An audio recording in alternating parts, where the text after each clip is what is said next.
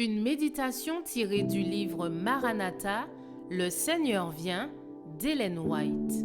22 août. Le temps du scellement, bientôt dans le passé. Il faut que je fasse, tandis qu'il est jour, les œuvres de celui qui m'a envoyé. La nuit vient où personne ne peut travailler. Jean 9, verset 4. Le temps du scellement est très court et sera bientôt dans le passé. Maintenant, c'est le moment, alors que les 4 anges retiennent les 4 vents, d'assurer notre vocation et notre élection. Il me fut montré le temps où se terminerait le 3e message. La puissance de Dieu avait reposé sur ses enfants. Ils s'étaient acquittés de leurs tâches et se préparaient pour le temps d'épreuve qui allait venir.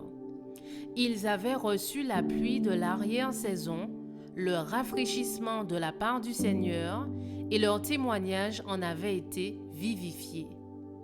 Le dernier avertissement avait partout retenti. Il avait excité et irrité les habitants de la terre qui n'avaient pas voulu recevoir le message. Je vis des anges accourir çà et là dans le ciel. L'un d'entre eux, muni d'une écritoire, revenait de la terre et rapportait à Jésus que son œuvre était achevée, que les saints avaient été comptés et scellés.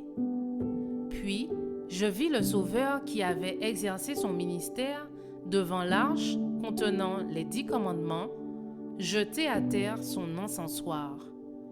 Il éleva les mains et s'écria d'une voix forte, « C'en est fini !»